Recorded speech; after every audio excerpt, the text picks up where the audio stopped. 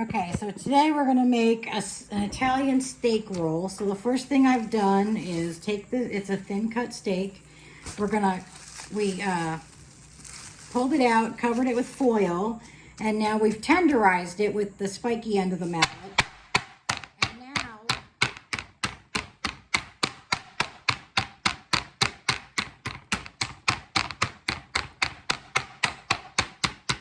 we're gonna just flatten it out. I put plastic wrap on the steak so that it makes it less difficult.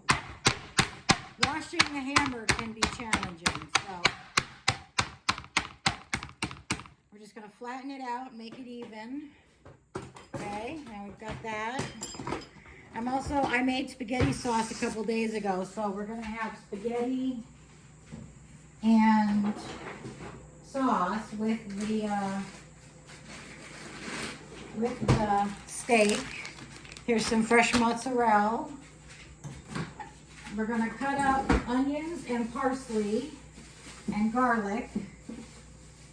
I have an onion in here somewhere. Hang on one second, I gotta find my onion. I have a half-cut onion in here. I know I have one.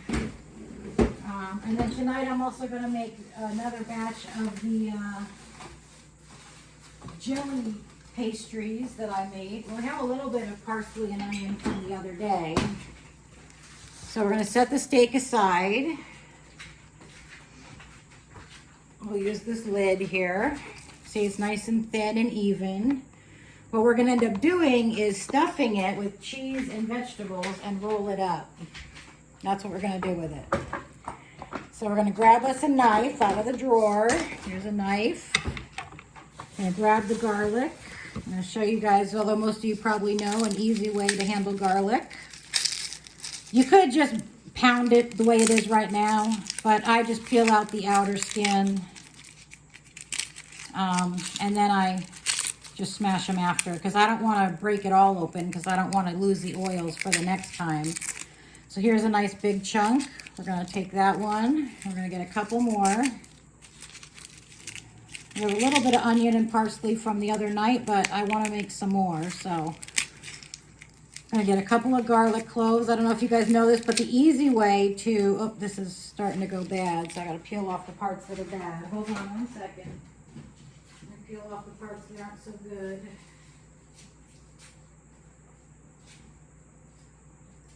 All right, there we go. Okay, now we got the garlic. And we're gonna pick up the garlic paper. Okay, so the easiest way to peel garlic is simply to, let me just put it like this. I can't leave it like that, I don't think. I don't think I can balance it. Let's see, maybe. Hold on, I gotta take the charger off because it's making it harder to balance.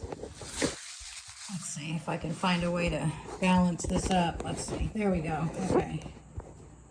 So you're gonna lay your garlic with the rounded side up on your cutting board, and you're gonna put the knife, always take the blade end away from you when you do this, okay? Trust me, I've made that mistake. So you're gonna lay the blade of the knife onto your garlic, and you're just gonna give it a smash. Oops, or you're gonna throw it across the kitchen like I did. Move, Shiloh. Yep, throwing it across the kitchen is always fun. Okay, so we're gonna try that again. And it's still shooting everywhere. Where'd it go? Where'd that garlic go? Oh, there it is. Thank you, Evie. All right, it's not wanting to smash for me, but it opened up, so that's all that matters. So then all you have to do is just peel off the outside once you smash it. That is a big, hard hunk of garlic there. All right, we're gonna put that right there. And then we're just gonna quickly give this a chop.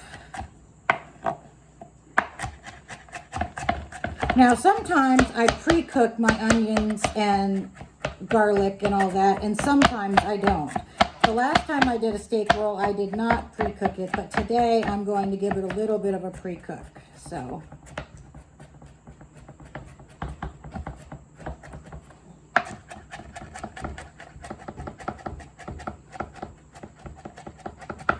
Yeah, my cutting board is a little warped, so it's old, so it's kind of rocking back and forth. Okay, there we go. We got that. Now I'm going to rinse my hands off. And we're gonna get a skillet out. Let me show you in a second. Hold on, let me just get the skillet started. One of our burners doesn't light, so we have to use a stick lighter to light it. We're gonna add a little bit of olive oil, maybe just a tablespoon or a tablespoon and a half to the pan. We're gonna get the stuff that, oh, this looks like it's a little bit juicy, so we probably won't use that. All right, let me grab an onion, hold on. So I don't see an onion in the fridge, so I must have already used it. Gotta buy more onions. We're on our last onion, and we use a lot of onions in this house. We buy probably 20 onions at a time. So we're gonna get the onion in a bowl. Just gotta put the garlic in something, so we're gonna scoop up the garlic.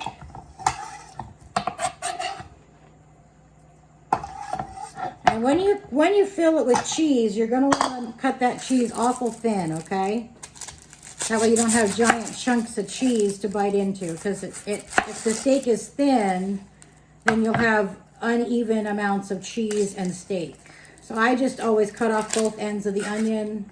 I cut off the top and the bottom, and I put a slit in the side.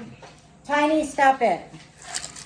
Sorry, Tiny's irritating Shiloh. Tiny, stop it. Tiny, leave him alone. No, leave him alone. She does that, I don't know why. Anyway, so now we got the onion peeled. We're gonna cut it in half. We're gonna save half because we don't need the whole thing. Tiny, leave him alone. Tiny is a very sweet little girl, but she annoys her brother often. We're gonna cut it into slices.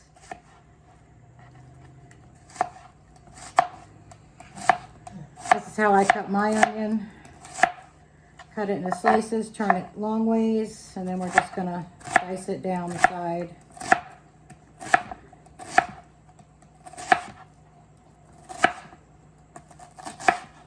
There we go. Now we're gonna put the onion in the bowl.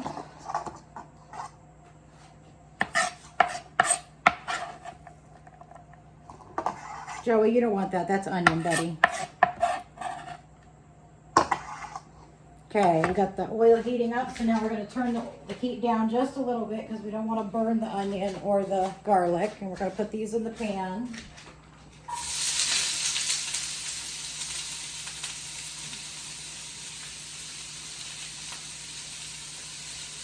All right, now we're going to stick this in a bag. Put it in the fridge, and I'm going to get my seasoning out to season the steak. I'll cut the parsley, but I'll do that at the very end. All right, let me get my seasoning out. I'll be right back. We'll get that going. And we're going to get some cumin, some garlic powder, some onion powder, salt, pepper, and I have a steak seasoning that I really like.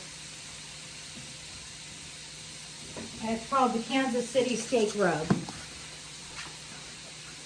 Okay, so the first thing we're going to do is salt and pepper the steak, both sides, but I'm going to do one side at a time. We're going to get that all ground up. Then we're going to add, this one is onion powder. We're going to add just a little bit of that.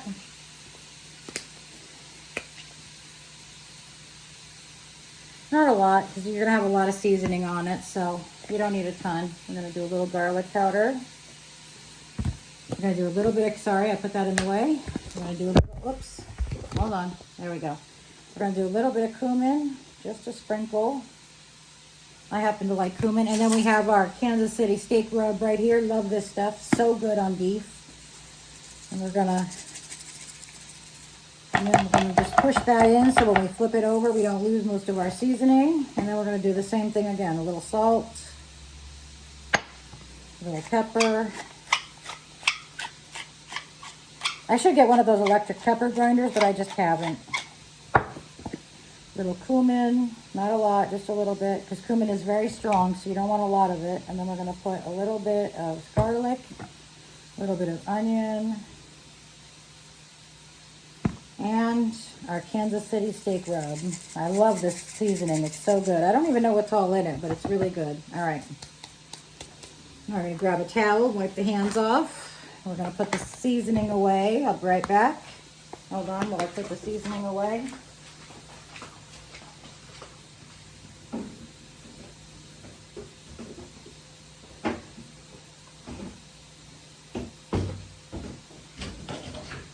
And then I'm going to go over here and stir up my my onions and garlic. Because we don't want to cook them a long time. We don't want them to be brown or black. We just want to, we don't even want to caramelize them really for this. We just want to get a little cook at them so that they're not quite so raw. We're going to move this back to our lid. And you can actually, so I don't know if you know this, but seasoning your steak is the same as marinating. So you can actually season ahead of time, like the night before, and let all the seasoning just sit on your meat. It's really good. All right, now we're gonna get this. This is fresh mozzarella.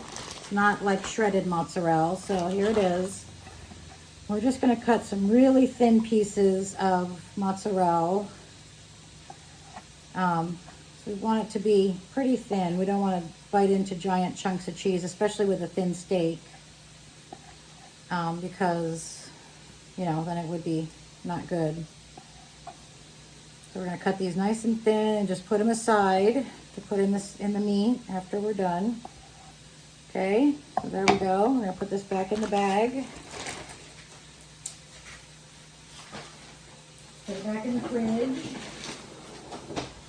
All right, now we got the sauce. I'll show you my sauce, my homemade sauce. I'm actually going to throw some mushrooms in there. This is my sauce. I'm going to throw a couple of mushrooms. I'm going to thin slice some mushrooms and then chop them up, and I'm going to add them to the pot with the onions and garlic. I'm going to thin slice these.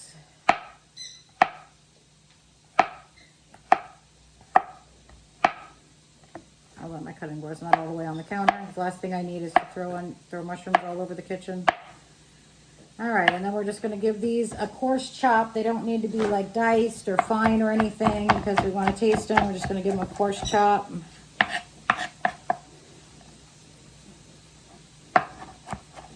So that they're in pieces, but large pieces, you know. Okay, we're going to push those aside. Actually, I'm going to get the bowl that I put the mushrooms and onions before. The onions and garlic. And we'll put those in there. We're going to cook these with the onions. When they're just about done, we're going to throw the mushrooms in just for a couple of minutes, just to give them a little cook. You can add or omit anything that you don't want to add to your dish. So you don't have to use mushrooms. You don't have to use onions. I use the sweet onions in almost all my cooking. We never buy yellow onions. We really like the sweet onions. They're very tangy and spicy when they're raw. And if you cook them a little bit, they get a very nice sweetness. So I like the sweet onions. And like I said, we buy 20 at a time. We use onions almost in every dish. So, all right, there's that. Now we're going to add this to the pan.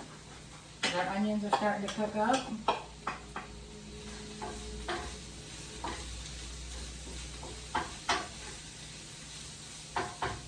One thing you don't want to do is char your garlic, because garlic that's burned or charred gets very bitter. So you don't want to blacken your garlic. You want to cook it. This is not a great spoon for cooking this.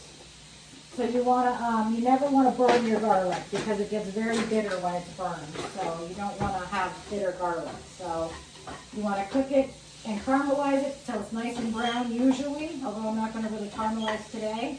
But you don't want to ever burn your garlic because it gets very bitter and almost charcoaly tasting when you burn it. So don't burn your garlic.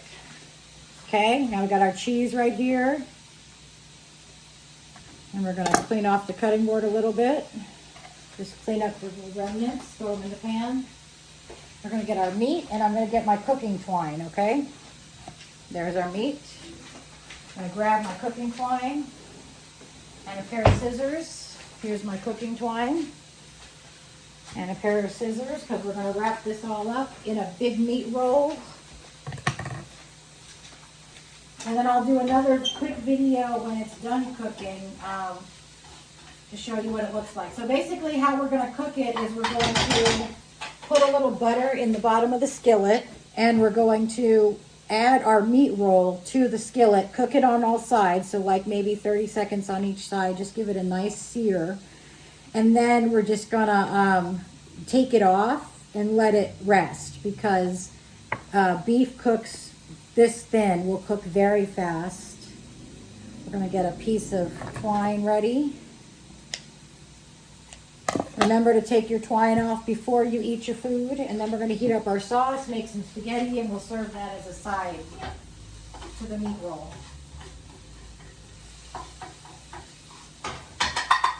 All right, so this is what our onions and garlic looks like. You can see that it's not really browned. It's just cooked a little bit. All right, so what we're going to do is we're going to put, sorry, my counter is a little bit occupied at the moment, so there we go. Okay, so what we're going to do, we're going to get our meat. We're going to lay down our cheese.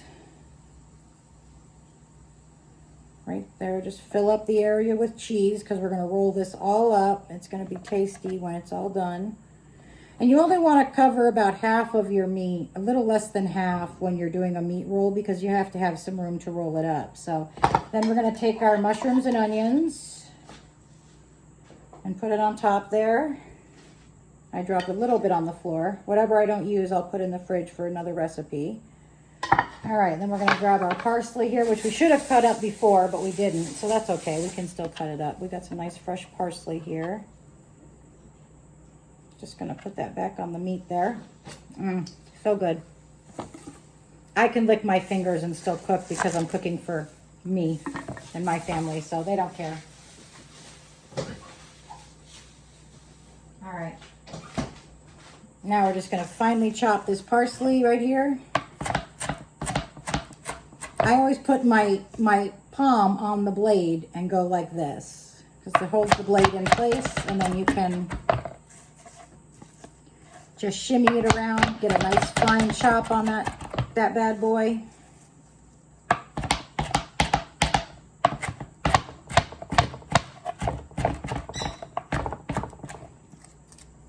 Why do they always say that bad boy? It's like there's always been something against men in this world, you know?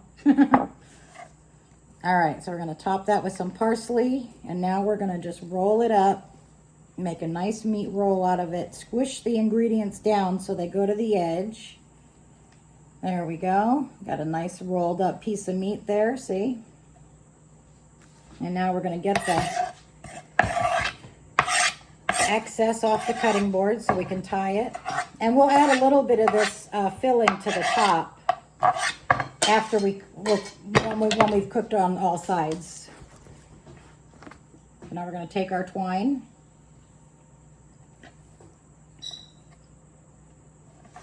We're going to start on this end. We're going to put a knot in our twine. And then we're basically just going to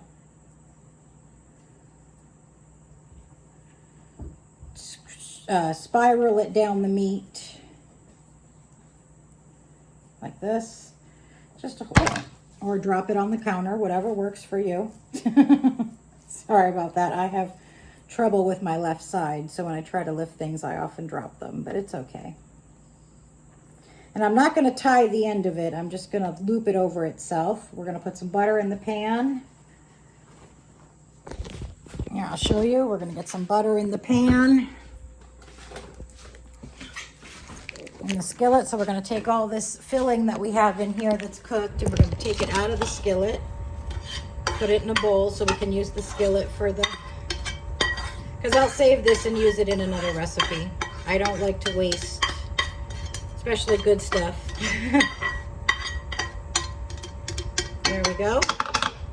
Now we're going to get some butter in the pan.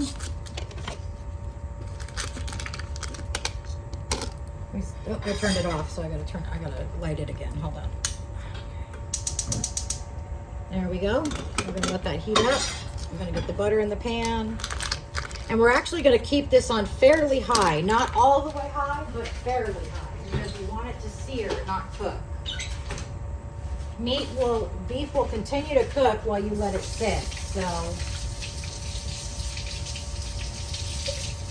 You want to cook it, but not,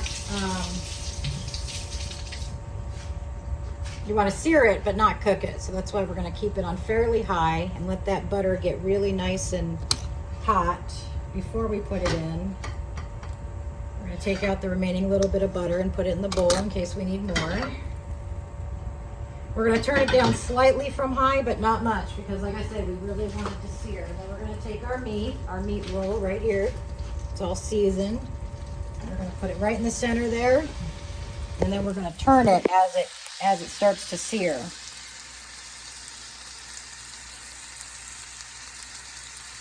Not knotting this end, just looping it under itself will make it easier to get the string off after it's cooked. Turn that up a little bit more because we want a really nice sear on that. So that's all. And then I'm going to make some spaghetti and some sauce. And I already have the sauce made. It's right here. We're just going to make some spaghetti and use the homemade sauce to make a side dish with the spaghetti. So you'll do a couple of we're going to slice it this way. And then we're going to put a couple of meat rolls on each plate, followed by a little mound of spaghetti with some sauce. And you can also eat the roll with your sauce, but you don't have to. It's a preference thing. So you guys have a great day. I'll talk to you later, and I'll let you know how it turns out. Bye.